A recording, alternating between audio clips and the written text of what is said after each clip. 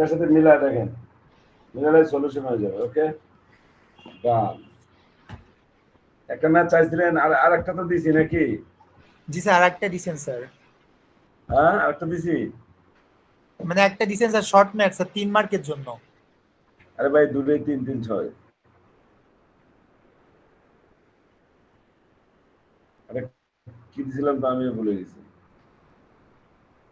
Sir আমাদের math একটা থাকবে না স্যার? দুটো ম্যাথ থাকবে, দুটো। একটা ডিফ্রাকশনের ম্যাথ, ডিফ্রাকশনের ম্যাথ দেয় নেই।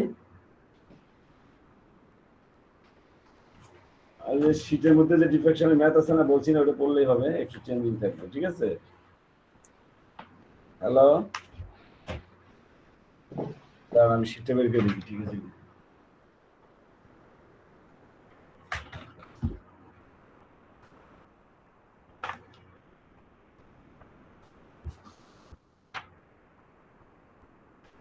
আমি ডিফ্রাকশনের ম্যাথ আছে না আমাদের এর মধ্যে, শীটের মধ্যে। প্রমাণ ছিল স্যার ওইটা। আরে প্রমাণ না রে ভাই, একটা শীটের মধ্যে দেখেন। a2 by sin theta by lambda by 2 sir. A sine theta is equal to M lambda, একটা ম্যাথ ছিল না?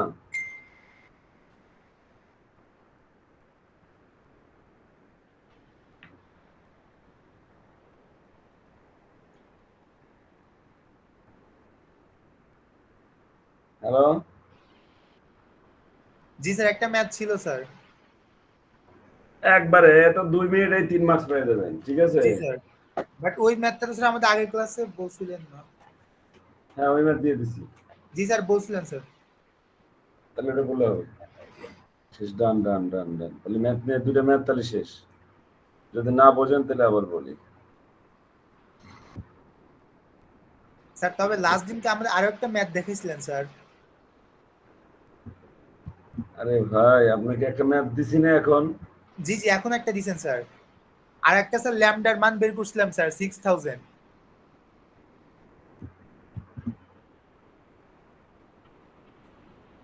ল্যামডা মান কত ছিল? 6000 বের করছিলাম স্যার ল্যামডার মান।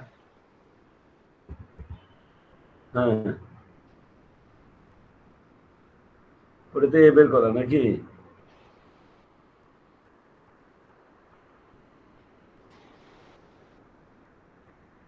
দেখেন, আরেকটা ম্যাথ দিছি, এরকম টাইপের একটা ম্যাথ ছিল। জি স্যার। এই দুটো ম্যাথ দিছি না, এগুলোর এই সামান্য একটু ডিজিট চেঞ্জ থাকবে। এটা একটু ভালো করে প্র্যাকটিস করেন। ঠিক আছে? 6 মার্কস আউট করে দিলাম। আর কোশ্চেন মোটামুটি যা দিছি আউট। এখানে আরেকটা কোশ্চেন আছে, বুঝছেন? কেউ যদি অতিরিক্ত পড়তে চায়, হ্যাঁ, তার জন্য এটা দিব। যারা অতিরিক্ত পড়তে চায় তাদের জন্য। মনে করেন যে কেউ কেউ আছে না অনেক বেশি সায়েন্টিস্ট,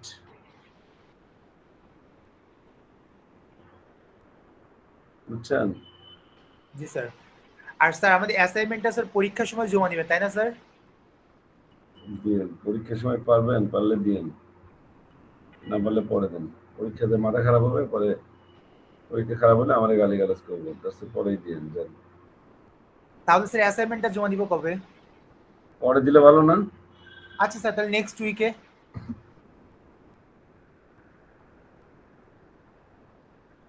সেটাই। Okay sir. শোনেন, এটা আমি পড়াই নেই, বুঝছেন? এটা পড়াই নেই, সো আমি এটা নিয়ে বেশি কথা বলতে চাচ্ছি না, যেহেতু পড়াই নেই। বুঝছেন? 4 pi square cos square theta del.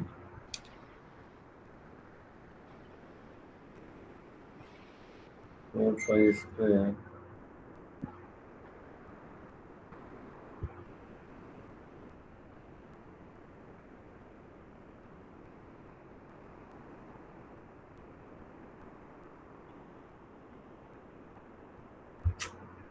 তো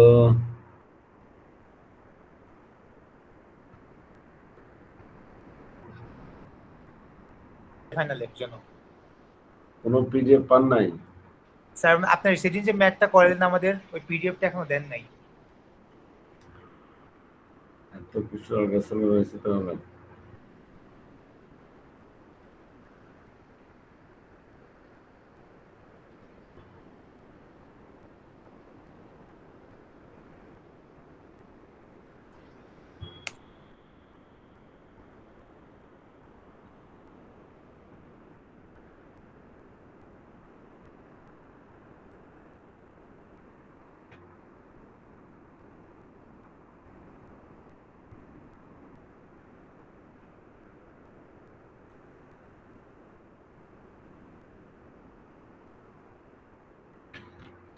ওকে ডান।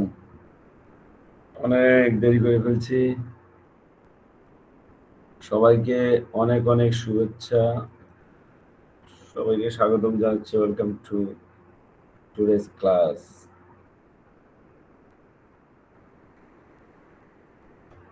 গুড নাইট, অনেক রাত হয়ে গেছে। সো আমরা একটু ক্লাসে চলে যাই। আছেন? দেখা যাচ্ছে? দেখেন তো আমি সেম শিটটাই আপনাদের সাথে শেয়ার করছি নাকি? ঠিক আছে,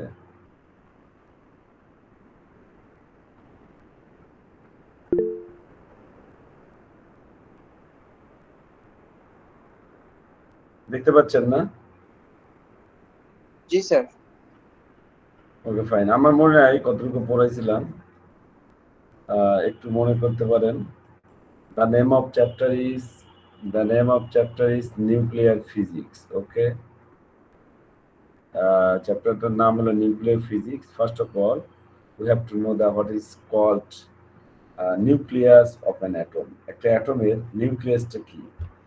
The nucleus is the central core of an atom that contains most of its mass, which is positively charged and consists of one or more nucleons. ঠিক আছে, তাহলে আমরা কি বললাম?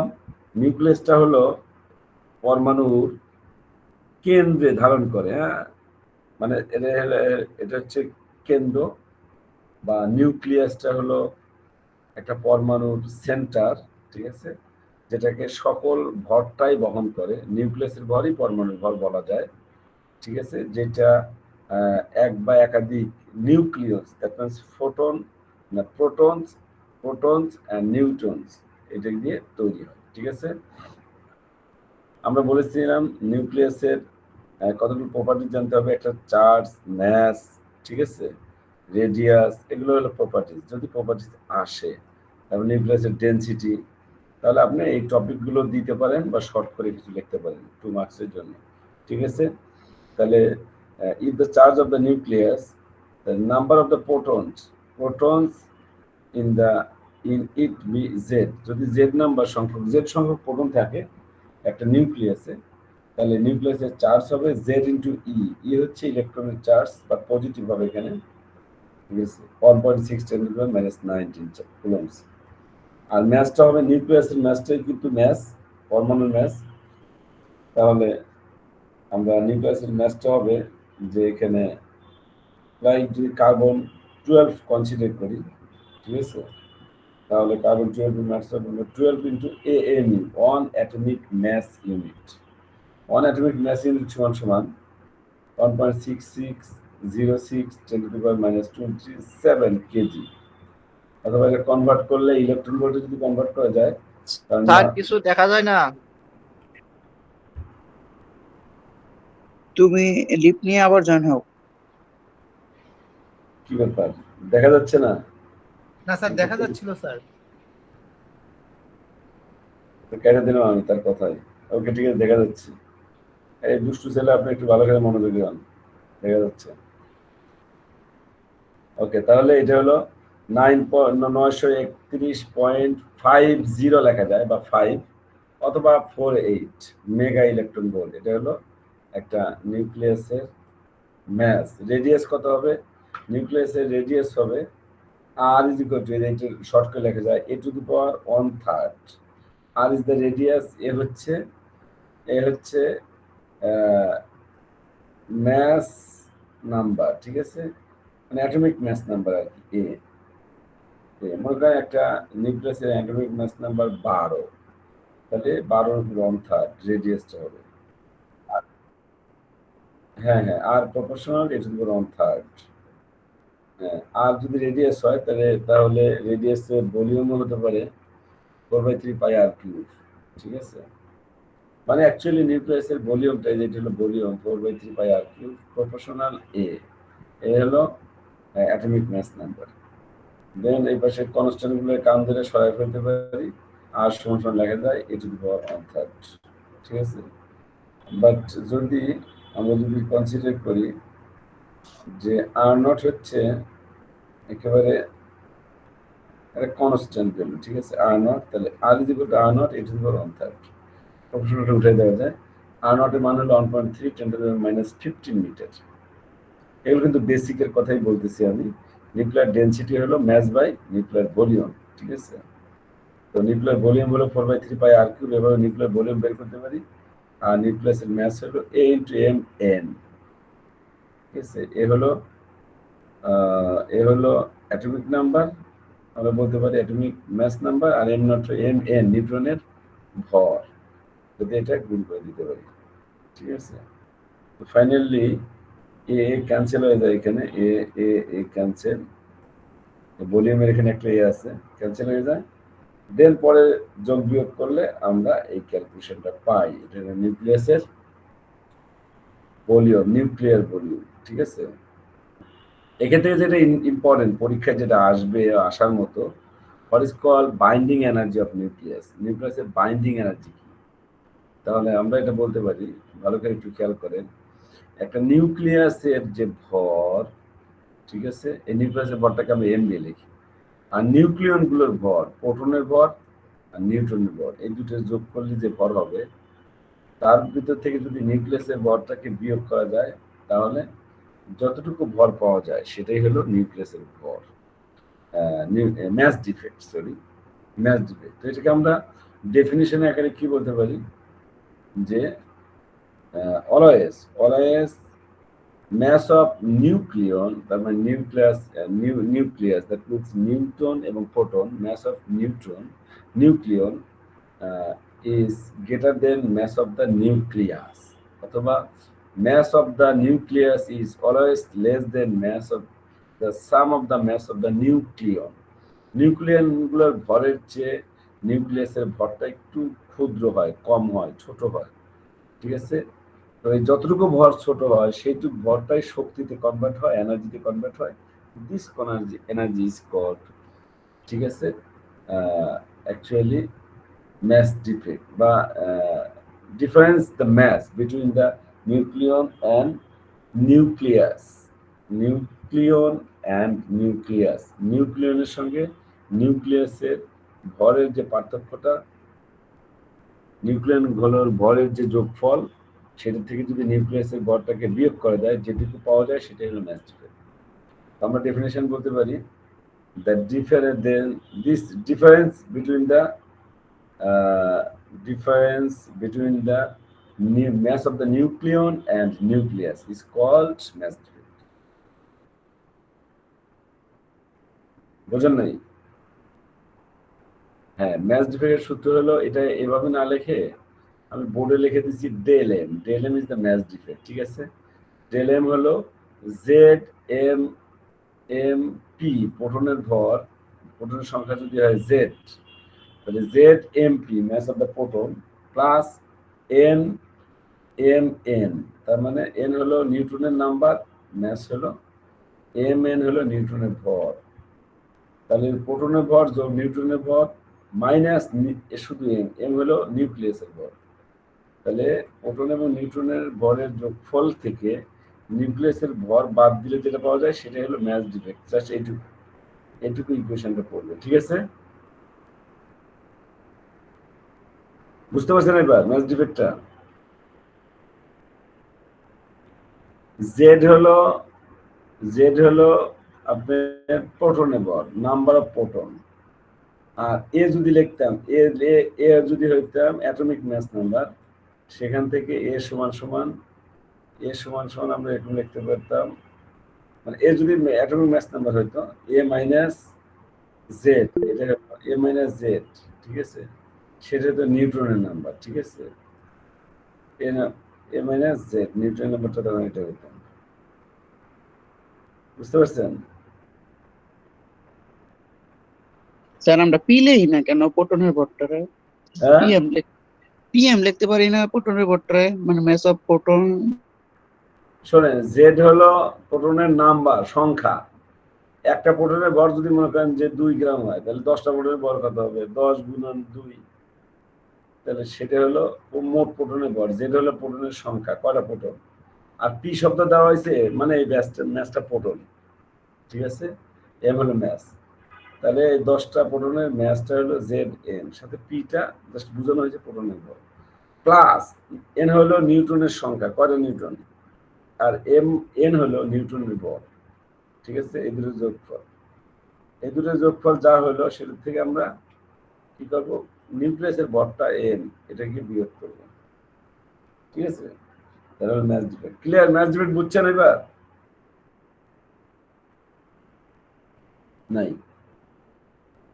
কি হলো বলুন, বোঝেন নাই? হ্যালো, স্যার এটা তো এতটুকু তো বুঝছি যে একটা থেকে দুইটার যোগফল থেকে একটা বিয়োগ দিলে পরে ওইটা বার হয়। এইটুকু বুঝলে হবে, এর চেয়ে বেশি কিছু তো নাই এখানে। এরপরে বাইন্ডিং এনার্জি বোঝেন। এই যতটুকু ম্যাচ ডিফেক্ট পাওয়া গেল, ম্যাচ ডিফেক্টকে যদি আলোর বেগের উপরে স্কয়ার এটা দিয়ে গুণ করা যায়, তাহলে আমরা যেটা পাই সেটা হলো বাইন্ডিং এনার্জি। ডেফিনেশন কি? ডেফিনেশন হলো, বাইন্ডিং এনার্জি ডেফিনেশন কোথায় আছে? দা ডেফিনেশন বলতেছি, দা এনার্জি, the energy বা required energy, okay, to separate the nucleon from the nucleus is called binding energy. মানে নিউক্লিয়াস থেকে একটা নিউট্রনকে বাইর করতে, প্রোটন বা নিউট্রনকে বাইর করতে, ঠিক আছে, বন্ধন থেকে ছিন্ন করতে যে শক্তির প্রয়োজন হয় সেটা হলো binding energy. The important definition, okay. The required energy which is বা the energy which is required to separate a nucleon from the nucleus is called binding energy. সেটাকে আমরা বি দিয়ে লিখবো, B is equal to del M into C square, ঠিক আছে? Del M হলো mass defect, C square হলো আলোর বেগ তার উপর স্কোয়ার। এটা হলো বাইন্ডিং এনার্জির ফর্মুলা। ক্লিয়ার?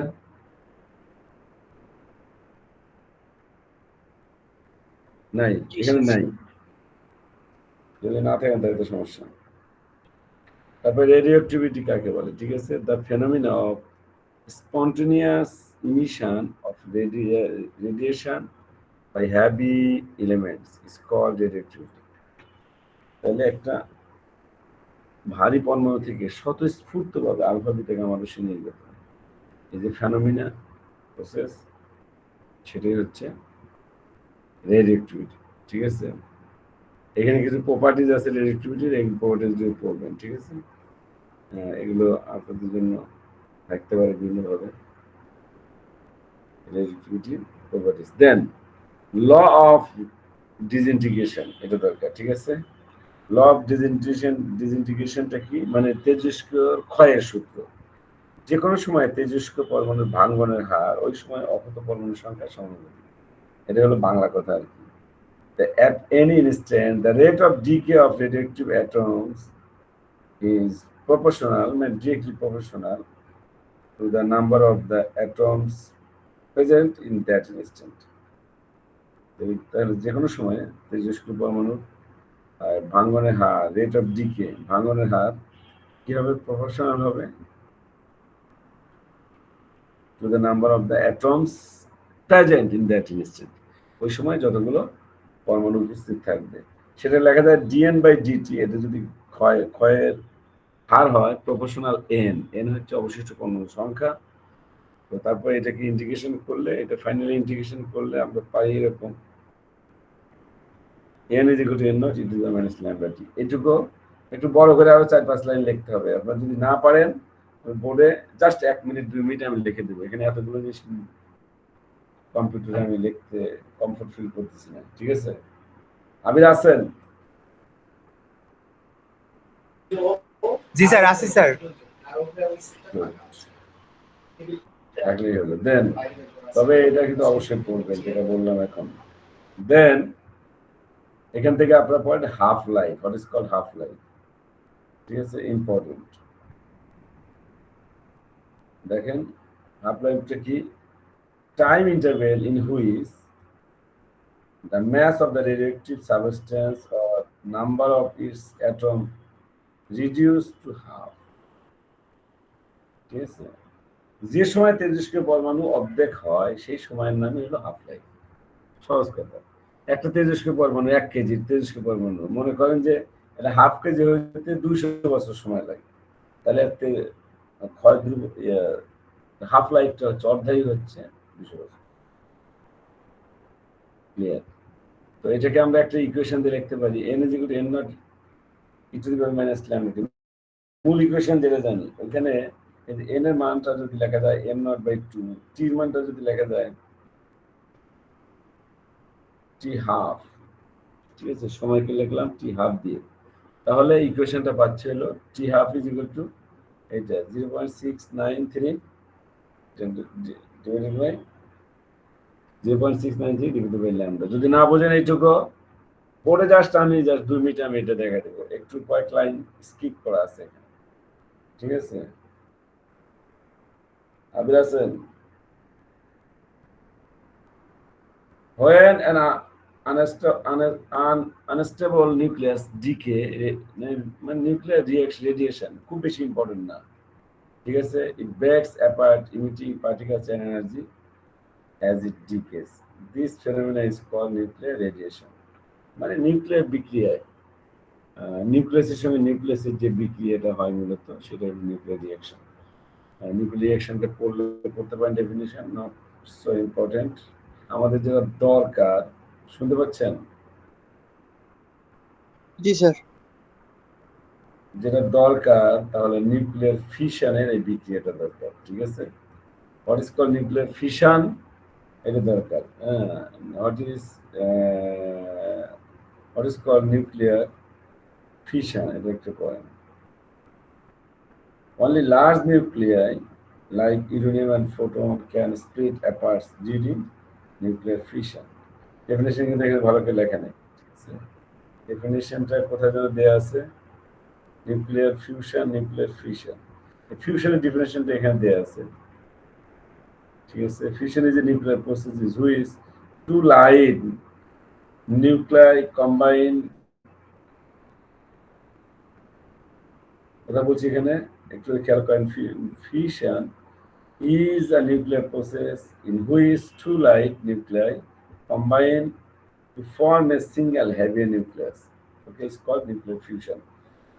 ভালো করে খেয়াল করেন, এই নিউক্লিয়ার ফিউশনটা পড়তে হবে, ডেফিনেশনটা মোস্ট ইম্পর্টেন্ট। ওকে, এবং এখানে এই ইকুয়েশনটা পড়তে হবে, হাইড্রোজেন এবং ট্রিটিয়াম আর ডিউটেরিয়াম, ঠিক আছে। এখানে কি লেখা আছে, দুইটা হাইড্রোজেন অ্যাটম, ঠিক আছে, আইসোটোপ মিলে একটা হিলিয়াম হলো, একটা নিউট্রন হলো, আর এনার্জি হলো। ওকে, এই ইকুয়েশনটা পয়েন্ট, ইজি একটা ইকুয়েশন দেওয়া আছে। আর নিউক্লিয়ার ফিউশনের জন্য, নিউক্লিয়ার ফিশনের জন্য পড়তে হবে আমাদের। নিউক্লিয়ার ফিশনটা কি, নিউক্লিয়ার ফিশন একটা পরমাণু ভেঙে যায়, এখানে দেওয়া আছে nuclear fission. Nuclear fission is a process in which a heavy nuclear splits। মানে এখানে বলা হচ্ছে নিউক্লিয়ার ফিশনটা হচ্ছে একটা নিউক্লিয়ার বিক্রিয়া যেখানে একটা ভারী নিউক্লিয়াস ভেঙে ছোট ছোট অংশে পরিণত হয়। যেমন একটা ইউরেনিয়াম নিউক্লিয়াসের সাথে আঘাত করে বেরিলিয়াম হলো, ঠিক আছে। বেরিলিয়ামটা কি করবে, একটা ইউরেনিয়ামকে নিউট্রন দ্বারা আঘাত করে একটা মূলত আনস্টেবল নিউক্লিয়াস পরিণত হবে ইউরেনিয়াম। সেই ইউরেনিয়াম ভেঙে একটা বেরিলিয়াম আর একটা কিপ্টন তৈরি করবে, ঠিক আছে, এবং 3টে নিউট্রন তৈরি করবে, পর্যাপ্ত এনার্জি তৈরি করবে। এই 3টে নিউট্রন আবার 3টে ইউরেনিয়ামটাকে আক্রমণ করবে, এভাবে মানে একটা কন্টিনিউয়াস প্রসেস চলতেই থাকবে, ঠিক আছে। এটা হলো অ্যাকচুয়ালি নিউক্লিয়ার চেইন রিঅ্যাকশন। কিন্তু শুনতে পাচ্ছেন? তাহলে নিউক্লিয়ার ফিশনটা করবেন 2 মার্কসের জন্য। নাই নাই নাই, আমার স্টুডেন্টও নাই, আমি একাই বসে আছি, মনে হচ্ছে আমি একাই, কোনো রকম রেসপন্স নাই। না স্যার, আমরা আছি স্যার, শুনতেছি। 26 জন মানুষ আছেন। আচ্ছা দাঁড়ান, দেন আমাদের যেটা দরকার, how does the sun produce energy, সূর্যে কিভাবে শক্তি উৎপন্ন হয়, মোস্ট ইম্পর্টেন্ট, ভালো করে লিখে রাখেন এটা। পরীক্ষা দিয়েছিল এখন পর্যন্ত ছিল, আমি জানি না পরে চেঞ্জ করছে কিনা, আমাকে বলছিল সেটা পড়ায়নি ইম্পর্টেন্ট। তাহলে হাইড্রোজেনে এই দুইটা হাইড্রোজেন মিলা, মানে প্রথমে ডিউট্রন তৈরি হয়, ডিউট্রন মিলে একটা হিলিয়াম 3 তৈরি হয়, দেন হিলিয়াম 4 তৈরি হয়। এই এই এই প্রসেসটা এইখানে দেওয়া আছে, ঠিক আছে? এই যে দেখেন, এটা রিঅ্যাকশনের মাধ্যমে করা যায়। এই দুটো হাইড্রোজেন এই যে মিলা একটা কি হলো, একটা হাইড্রোজেন 2 ডিউট্রন তৈরি হলো, এই যে ডিউট্রন। এই ডিউট্রন আর একটা হাইড্রোজেনের সাথে মিলে তৈরি হয়ে যাচ্ছে একটা হিলিয়াম 3, ঠিক আছে? এভাবে দুই জায়গায় দুটো হিলিয়াম তৈরি হচ্ছে, দুটো হিলিয়াম 3 মিলে এরকম দুই জায়গায় সেম দুটো হিলিয়াম 3 নিয়ে একটা হিলিয়াম 4 তৈরি হবে আর একটা হাইড্রোজেন তৈরি হবে। এই হাইড্রোজেন আবার পুনরায় আক্রমণ করবে, ফলে এই প্রসেস চলতে থাকবে, ঠিক আছে? তাহলে এখানে এটা ফিগারের মাধ্যমে দেখানো হয়েছে। আপনি জাস্ট একটা গোল দাগ দিয়ে এই লেখাগুলো লিখলেই হবে, এত সুন্দর করে তার কালার করে করতে পারবেন না। তাহলে এখানে এই যে এই কালারটা দেখাচ্ছে হলো প্রোটন, নীলটা হলো নিউট্রন, আর পজিট্রনটা হলো এটা কি বেগুনি না কি বলে, ঠিক আছে? আর নিউট্রিনো, নিউ হিসেবে নিউট্রিনো হিসেবে দেওয়া আছে, গামা হলো ফোটন, ফোটন হলো গামা, কারণ এই যেখানে বিক্রিয়া গামা ইমিট হয়, ঠিক আছে? তো এই বিক্রিয়াটা শিখবেন অবশ্যই। তারপরে what is called chain reaction, আমি বলছিলাম এই যে নিউক্লিয়ার ফিশন প্রক্রিয়াটা ভেঙে যাচ্ছে, যে চেইন রিঅ্যাকশন, এই যে একটা ইউরেনিয়াম ভেঙে যাচ্ছে, 3টা নিউট্রন হলো, একটা ইউরেনিয়াম হলো, আর 3টা নিউট্রন আবার 3টে ইউরেনিয়ামকে মনে করেন যে অ্যাট্রাক্ট, হ্যাঁ খুবই ইজি এটা ফিগার, টান দিয়ে যাস একটা টান দিয়ে 3 টান দিয়ে, প্রথমে একটা দেখালেন নিউট্রন একটা ইউরেনিয়ামকে আঘাত করলো, তখন এখান থেকে একাধিক 3টা যে নিউট্রন হলো, জাস্ট এবার টান দিয়ে আমি গোল দিয়ে দিয়ে দেখাবেন এটা নিউট্রন, এটা নিউট্রন, এটা নিউট্রন, ঠিক আছে? আর এটা নিউক্লিয়াস ইউরেনিয়াম, জাস্ট এটা ফিগার দেখাতে লাগবে 2 মিনিট। এগুলো ফিশন রিঅ্যাকশন হচ্ছে ইম্পর্টেন্ট। নিউক্লিয়ার চেইন রিঅ্যাকশনটা ইম্পর্টেন্ট, আবার সূর্যে কিভাবে এই যে এটা চেইন রিঅ্যাকশন, আলো প্রডিউস হয়, ঠিক আছে? এটা ইম্পর্টেন্ট। দেন আমরা যদি মনে করি what is nuclear reactor, nuclear রিঅ্যাক্টরটা কি, ঠিক আছে? আমরা এটা প্রথমে লেস ইম্পর্টেন্ট, ঠিক আছে? এর উপর পারমাণবিক কেন্দ্রে যেখানে নিউক্লিয়ার রিঅ্যাক্টর আছে এবং সেখান থেকে আমরা এনার্জি প্রডিউস করতে পারি। অ্যাকচুয়ালি প্রডিউস হয়নি, এখনো হবে। ওইটা যে ডেফিনিশন হিসেবে করতে পারেন, বেশি দরকার নাই। শুনতে পাচ্ছেন তো নাকি?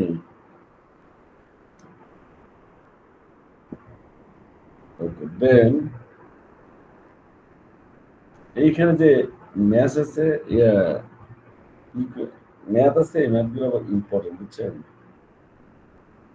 একটা দেখা দিলাম এখানে 1 নম্বর ম্যাথটা,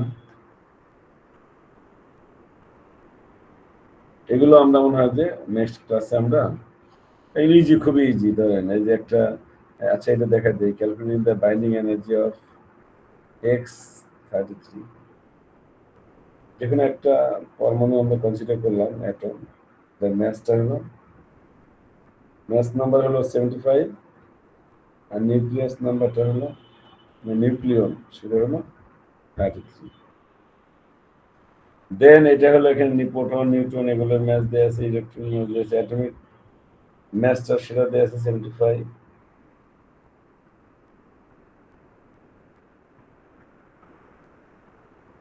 শুনতে পাচ্ছেন? জি স্যার, শুনতে পাচ্ছি স্যার আপনাকে। তাহলে এখানে আপনার অ্যাটমিক ম্যাস নাম্বার দেওয়া আছে, নিউট্রনের নাম্বার, নিউট্রনের ম্যাস দেওয়া আছে, প্রোটনের ম্যাস দেওয়া আছে, ইলেকট্রনের ম্যাসটা কোনো কাজ নেই, তারপরেও দিছে। এই যে আমরা একটা বাইন্ডিং এনার্জি যে ফর্মুলা পড়ছি, প্রথমে ম্যাস ডিফেক্টের ফর্মুলা পড়ছি, ম্যাচ ডিফেক্ট হলো এই যে প্রোটনের ভর প্লাস নিউট্রনের ভর, মানে নিউক্লিয়াসের ভর, নিউক্লিয়ারের ভর আর নিউক্লিয়াসের ভর, মানে নিউক্লিয়ারের ভরটাই আর কি, মানে প্রোটনের ভর আর নিউট্রনের ভর, দুটো ভরের যোগফলকে এই পরমাণু ভরকে বিয়োগ দিলাম, তখন হলো ম্যাচ ডিফেক্ট। এই ম্যাচ ডিফেক্টকে সি স্কয়ার দিয়ে গুণ করলে তখন হয়ে যাবে বাইন্ডিং এনার্জি। ক্লিয়ার? আর এটার ডেফিনেশন তো আমরা আগেও শিখছি। এই তো শেষ, এটি করলে তো এই চ্যাপ্টারের মোস্ট ইম্পর্টেন্ট গুলো শেষ, বুঝছেন? আবির, পুরো চ্যাপ্টারে জি স্যার। যেগুলো আসার যেগুলো এগুলো বললাম, আর বাকিগুলো বেশি বলিনি, ঠিক আছে? এখন এটা আর স্যার পড়বেন। স্যার পিডিএফটা আমাদের একটু ক্লাসরুমে দিয়ে দিন স্যার। আচ্ছা, ক্লাসরুমে দিবেন, ক্লাসরুম সম্বন্ধে ক্লাসরুমে না আসলে হলে স্যার হোয়াটসঅ্যাপে দিতে পারেন। হোয়াটসঅ্যাপে পাঠিয়ে দিচ্ছি, আপনি একটু শেয়ার করেন, ক্লাসরুমে দিবেন। আচ্ছা ওকে স্যার, পাঠিয়ে দিন, আমি শেয়ার করে দিচ্ছি। যা যেগুলো বললাম এগুলো একটু পড়েন, ইনশাল্লাহ এর মধ্যে থেকে কোশ্চেন হয়ে যাবে। দেখি কোশ্চেন আমরা পেয়ে যাবো, আমরা কোশ্চেন দেখে দেখে আগাবো, ঠিক আছে? অসুবিধা নেই,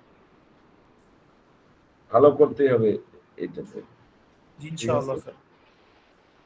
দেখতে ভালো করতেই হবে। কারো কোনো কোশ্চেন যদি না থাকে তাহলে আজকে পর্যন্ত রাখবো, আপনি একটু দেখবেন, দেখলে আপনি পারবেন, এছাড়া কোনো কারণ নেই। কারো কোনো কোশ্চেন আছে? স্যার প্রেজেন্ট কি নিয়ে নিব স্যার? হ্যাঁ, প্রেজেন্টটা দিয়ে দেন। বেস্ট অফ লাক, সবাই ভালো থাকেন, আল্লাহ হাফেজ। প্রেজেন্ট সবাই মেসেঞ্জারে দিয়ে দাও।